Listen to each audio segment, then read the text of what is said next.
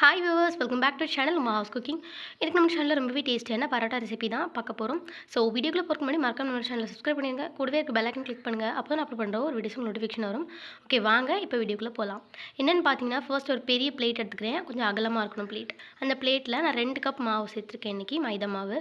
அதுக்கப்புறமா அங்கே மாவுக்கு தேவையான அளவுக்கு நம்ம சால்ட் சேர்த்துட்டு நல்லா கலந்து விடணும். கொஞ்சம் பெரிய பிளேட்டாக இருக்க மாதிரி பார்த்துக்கோங்க.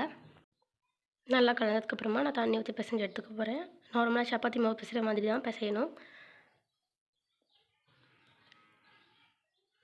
எனக்கு மொத்தமாக சேர்த்து ஒரு 1/4 கப்பு தண்ணி ஆச்சு. இப்போ நல்லா பிசைய ஆரம்பிச்சிடலாம். நம்ம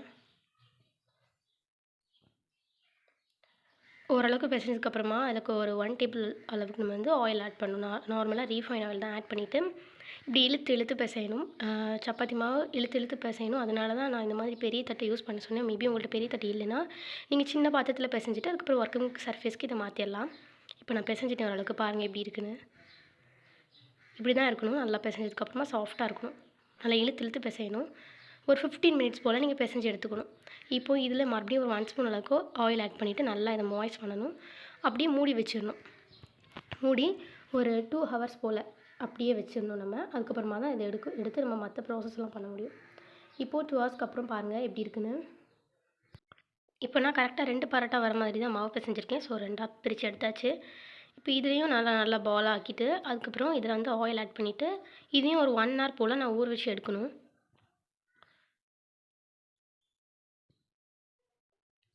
1 ஹவர் அப்புறம் பாருங்கள் இப்படி தான் இருக்கும் மாவு. இப்போ நல்லா இதை நம்ம கையை வச்சோ இல்லை பூரி கட்டியை வச்சோ நல்லா விதிச்சு விட்டுக்கணும். தட்டினதுக்கப்புறமா நான் அந்த மாதிரி கத்தி வச்சு மேலேருந்து கீழே வரைக்கும் ஒரு கோடு அப்படி ஃபுல்லாக இந்த நம்ம திரட்டிருக்கோம்ல, இது ஃபுல்லாக நம்ம கோடு கோடாக போடணும். நமக்கு வந்து இந்த ரெசிபி பண்ணுறதுக்கு டைம் தான் ஆகும், மற்றபடி ரொம்ப ஈஸி தான். நான் ஃபுல்லாக போட்டு எடுத்துகிட்டு இப்போ மேலேருந்து இந்த மாதிரி கீழே இப்படி கொண்டு வரணும். 2 சைடும் இந்த மாதிரி இழுத்து இழுத்து சென்டர் கொண்டு வரணும். கொண்டு வந்துட்டு நம்ம வந்து ரோல் பண்ண போகிறோம்.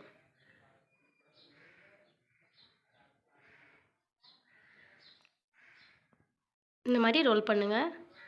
ரோல் பண்ணிவிட்டு இதோட பாட்டம் வந்து நம்ம வந்து சுற்றி இதோட சென்டரில் வைக்கணும். அவ்வளோதான். இந்த மாதிரி வைக்கணும். வச்சுட்டு ஒரு ப்ரெஸ் பண்ணால் நின்றும்.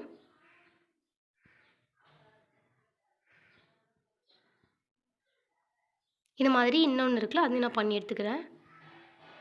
பண்ணிவிட்டு ஒரு 15 மினிட்ஸ் போல் அப்படியே வச்சிடணும். நம்ம எண்ணெய் போட்டு க்ரீஸ் பண்ணிவிட்டு இப்படி ஃபஸ்ட்டு க்ரீஸ் பண்ணணும். பண்ணிவிட்டு ஒரு 15 மினிட்ஸ் போல் அப்படியே வைக்கணும். இது 15 மினிட்ஸ்க்கு அப்புறம் இந்த மாதிரி நார்மலாக நம்ம பூரி கட்டியை வச்சு மீடியமாக திரட்டி எடுத்துக்கலாம். இந்த மாதிரி 2 நான் எடுத்துக்கிறேன். எடுத்துகிட்டு கல்லில் போட்டு எடுத்து அவ்வளோதான் ஃப்ரெண்ட்ஸ், சூப்பரான பரோட்டா ரெடி. கொஞ்சம் ஆயில் ஆட் பண்ணிக்கலாம். வேணும்னா சேர்த்துக்கோங்க, இல்லைனா வேண்டாம். மொத்தமாகவே 3 ஸ்டெப்ஸ் தான். ஃபர்ஸ்ட் வந்து நம்ம வந்து மாவு நல்லா பிசைஞ்சிட்டு ஒரு 2 மணி நேரம் நம்ம வந்து அப்படியே வைக்கணும்.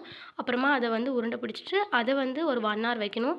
அதுக்கப்புறமா அதை வந்து நம்ம வந்து அந்த கத்தியை வச்சு கட்லாம் பண்ணிவிட்டு அதுக்கப்புறமா அதை வந்து ஒரு 15 மினிட்ஸ் வச்சு அதுக்கப்புறமா திரட்டி எடுத்தால் டேஸ்டியான பரோட்டா ரெடி ஆயிடும். ஃப்ரெண்ட்ஸ், இந்த ரெசிபி பிடிச்சிருந்தா லைக் பண்ணுங்கள், ஷேர் பண்ணுங்கள். இதே மாதிரி சூப்பரான ரெசிபி நான் நெக்ஸ்ட் உங்களை மீட் பண்ணுறேன். தேங்க்ஸ் ஃபார் வாட்சிங்.